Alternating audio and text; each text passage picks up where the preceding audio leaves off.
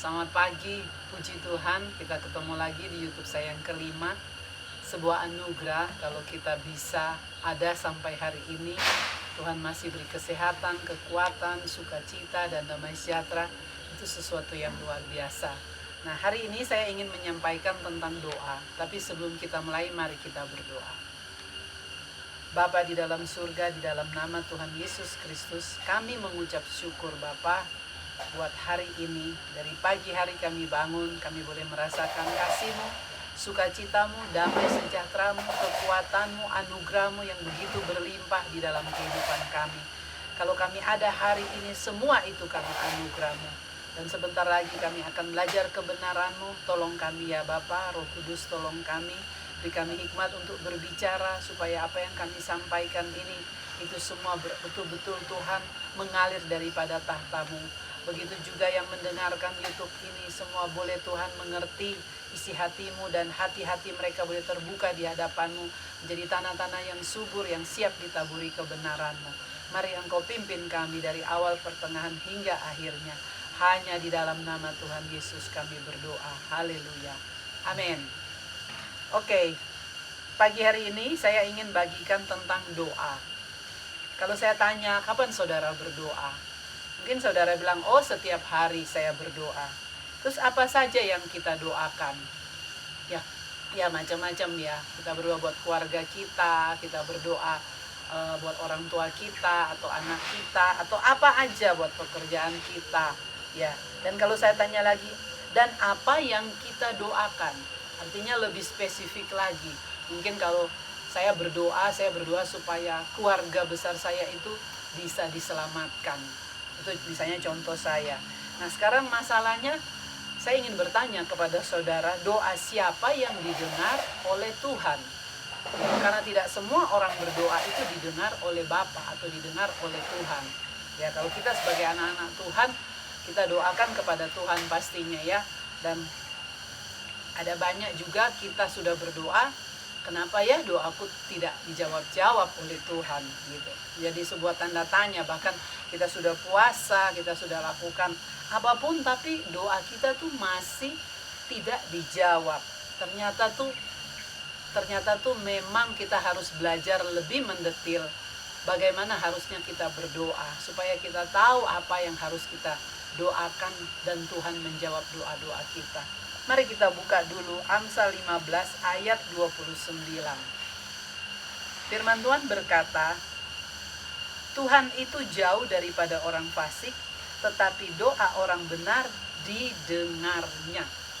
Tuhan itu jauh dari orang fasik, tetapi doa orang benar didengarnya.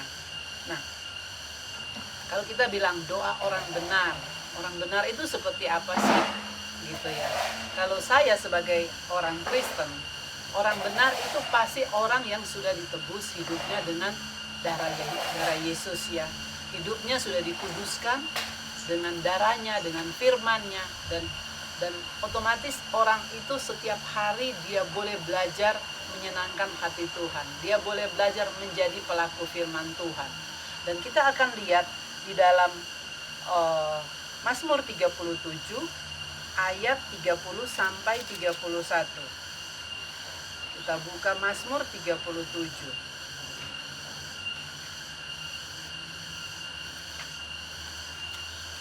Ya.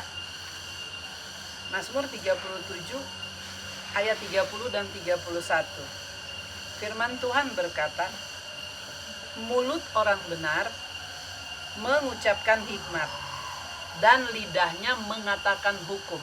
Perhatikan ya, orang benar itu mulutnya atau perkataannya itu mengucapkan hikmat. Kemudian lidahnya mengatakan hukum. Taurat ayat 31, Taurat Allahnya ada di dalam hatinya, langkah-langkahnya tidak goyah. Jadi orang benar itu tuh punya kualifikasi. Jadi bukan hanya sekedar oh aku anak Tuhan gitu ya. Tidak seperti itu. Karena Mazmur mengatakan jelas ya, mulut orang benar mengucapkan hikmat dan lidahnya mengatakan hukum. Taurat Allahnya ada dalam hatinya dan langkah-langkahnya tidak goyah. Nah, kalau dikatakan, jadi ada 3 hal ya harus diperhatikan. Mulut orang benar mengucapkan hikmat. Kita akan pikir, apa sih mulut orang benar mengucapkan hikmat? Hikmat itu apa? Hikmat itu sebuah perkataan yang mengandung kebenaran, dan kebenaran itu berasal dari Bapa di surga, ya. Berarti apa yang diucapkan orang benar itu adalah perkataan firman Tuhan. Jadi mulut orang benar mengucapkan hikmat. Jadi perkataan hari-hari dan juga pengajaran daripada orang benar itu adalah perkataan yang sesuai dengan firman Tuhan. Ya, jadi bukan kata-kata yang sia-sia, bukan kata-kata yang seenaknya. Misalnya kalau saudara lagi emosi, lagi marah, lagi sakit hati, yang keluar dari mulutnya itu apa? Gitu. Kalau itu selalu dia ucapkan kata-kata firman, kita bisa lihat bahwa orang ini orang benar. Ya, tapi kalau dari mulut katakan aku orang benar, tapi mulutnya itu penuh dengan fitnah, penuh dengan gosip, terus pengajarannya tidak sesuai firman Tuhan, itu perlu tanda tanya, ya. Terus kemudian lidah orang benar itu mengatakan hukum, gitu. Hukum itu apa? Hukum itu juga bicara tentang kebenaran. Kalau zaman dahulu hukum Musa itu hukum Taurat, itu yang dibacakan, yang diajarkan di Bait Allah 2000 tahun yang lalu, ya. Orang-orang Israel, ahli Taurat, ada orang Yahudi itu mengajarkan hal itu. Nah, berarti apa? Hukum itu, lidah orang benar mengatakan hukum. Jadi tadi saya sudah katakan, mulutnya itu perkataannya seperti apa, hari-hari mengatakan apa, pengajarannya seperti apa. Terus lidah orang benar mengatakan hukum. Berarti apa? Kehidupannya dia di dalam segala hal itu dia selalu mengajarkan kebenaran, firman Tuhan yang benar-benar berada di dalam kehidupannya. Itu ya, seperti itu. Bahkan dikatakan hati orang benar menyimpan firman.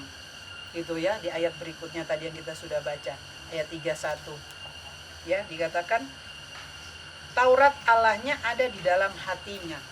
Ya, Taurat Allah itu ya hukum Allah. Ini Alkitab ini, firman Tuhan, ada di dalam hatinya. Jadi 3 hal ini dari dalam hati itu, orang benar itu menyimpan kebenaran, ya. Perkataannya, mulutnya, lidahnya selalu mengatakan kebenaran, ya, bukan hal-hal yang sia-sia.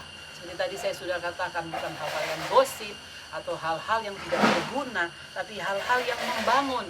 Kalau ketemu orang banyak masalah, ada persoalan apa, kita bisa menasihati mereka, bisa mendoakan mereka, bisa mengatakan kebenaran sehingga orang itu bisa bertobat, bisa bertemu dengan Tuhan Yesus dalam kehidupannya.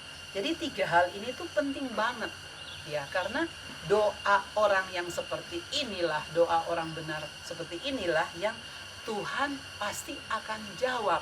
Karena tadi kita sudah baca bahwa Amsal 15 ayat 20, ya, Amsal 15 ayat 29 tadi berkata bahwa doa orang benar itu dijawab oleh Tuhan, didengar oleh Tuhan. Kemudian ayat 31, langkahnya tidak goyah.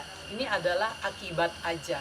Kalau orang itu dalam hatinya penuh firman Tuhan, mulutnya, perkataannya, perbuatannya hari-hari itu sesuai dengan firman Tuhan, akibatnya adalah orang ini perjalanan hidupnya itu tidak seperti orang yang tidak punya firman Tuhan dalam kehidupannya. Langkahnya tidak goyah, dia akan terus berjalan bersama dengan Tuhan. Itu ya. Nah, sekarang kita akan pelajari waktu kita berdoa. Ya, kita doanya tuh apa yang kita minta kepada Bapa. Coba kita lihat 1 Yohanes 5 ayat 14. 1 Yohanes 5 ayat 14. 1 Yohanes 5 ayat 14 mengatakan apa? Dikatakan, dan inilah keberanian percaya kita kepadanya, yaitu bahwa ia mengabulkan doa kita jikalau kita apa? Meminta sesuatu kepadanya menurut kehendaknya. Nah, kalau kita minta sesuatu kepada Tuhan dan bukan kehendak Tuhan, ini tuh rancu gitu, tidak sesuai dengan kerinduan Tuhan ya. Makanya maka doa kita ini doa yang jadi sia-sia gitu ya. Jadi harus minta sesuai dengan kehendak Bapa. Nah, kalau kita belajar tentang doa di Matius 6 ayat 7 dan 8, mari kita baca Matius 6 ayat 7 dan 8. Matius 6 ayat 7 dan 8 dikatakan, lagi pula dalam doamu itu janganlah kamu bertele-tele seperti kebiasaan orang yang tidak mengenal Allah. Mereka menyangka bahwa karena banyaknya kata-kata doanya akan dikabulkan. Jadi Tuhan bilang, garis bawahi kata-kata, lagi pula kalau kamu berdoa jangan doa tuh bertele-tele. Apa sih arti berdoa bertele-tele? Saudara perlu tahu ya, kalau dikatakan doa bertele-tele itu seperti orang yang tidak mengenal Allah. Nah, saya bertanya, kalau orang tidak kenal Allah, mereka itu doanya apa sih? Ya, apa yang mereka minta? Ya, misalnya mereka pergi ke Gunung Kawi, apa yang mereka minta? Mereka pasti mintanya berkat jasmani, supaya aku kaya, supaya aku kaya, supaya aku kaya, supaya aku kaya, apa yang aku kerjakan semuanya berhasil. Orang dunia selalu meminta seperti itu. Makanya Tuhan bilang jangan doa bertele-tele. Karena kalau kita baca nanti ayat-ayat selanjutnya, kita tahu bahwa ayat firman Tuhan mengatakan bahwa sebelum kamu meminta kepada Bapa, Bapa sudah tahu apa yang kamu perlukan. Amin. Gitu ya. Jadi jangan doa tuh seperti itu. Nah, tapi kalau begitu kita nih harus doa tuh seperti apa sih? Ya. Coba kita lihat apa yang Tuhan Yesus ajarkan di dalam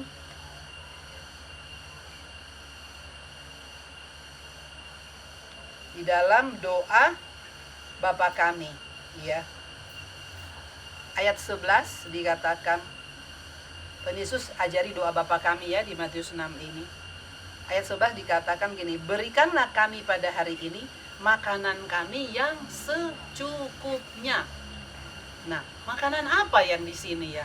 Tadi di ayat-ayat 6 sebelum ayat-ayat 11 itu, sebelum ayat 11 di ayat 7, 8, 9 dan seterusnya itu Tuhan itu mengajarkan jangan doa bertele-tele, jangan minta sesuatu yang seperti orang tidak mengenal Allah.